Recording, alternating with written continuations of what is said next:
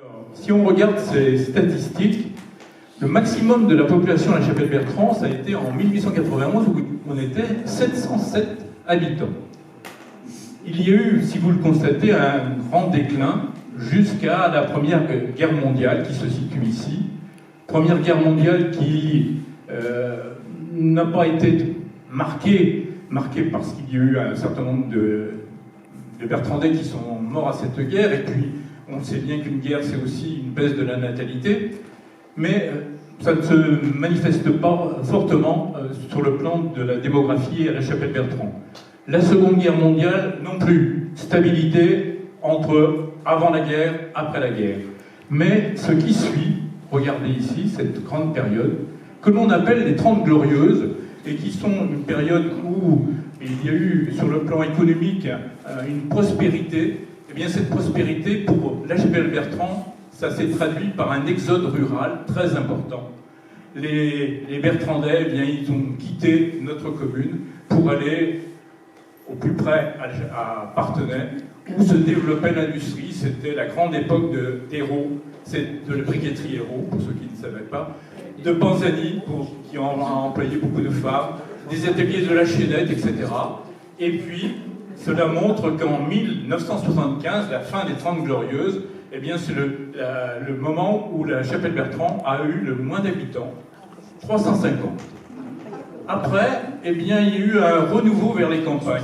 Les gens ont décidé un petit peu de quitter les villes pour aller s'oxygéner, et ça a été notre cas d'ailleurs, pour ma part, et nous sommes allés s'établir dans la verdure de la Chapelle-Bertrand, et la population a réaugmenté pour atteindre aujourd'hui 483 habitants. C'est le chiffre dernier que l'INSEE nous a communiqué. Voilà donc un peu l'aspect de cette démographie sur le XXe siècle. Si nous regardons une carte de la commune, vous n'allez pas voir grand-chose parce que c'est une carte globale, et les couleurs quand même sont assez révélatrices. En foncé, ce sont les bois. Pas beaucoup de bois dans notre commune. Et en vert clair, les prairies. Les prairies occupaient surtout les fonds de vallée. Quant au reste, eh bien, ce sont des terres labourables. Qui dit terres labourables, eh bien, va dire, des cultures, et en particulier des cultures de céréales dont nous parlerons tout à l'heure. C'est ce qu'on appelle la tille chez nous. Ce mélange d'argile et de sable qui est relativement pauvre, ce qui fait eh bien, qu'on a cultivé, je vous parlais des terres labourables tout à l'heure, eh bien, on a plutôt cultivé du seigle plutôt que du froment. On n'est pas ça, on est de la seille plutôt que toqué. Vous excusez notre camarade me cause comme un gars de la ville. Et puis, il y a autre culture, le métal. Oh,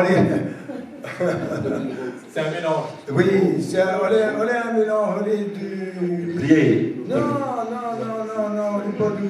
C'est pas le midro. On est de midro, Le midro est un mélange de blé, d'orge et puis d'avoine. Nous faisons plus d'asteur parce qu'on est trop compliqué à faire.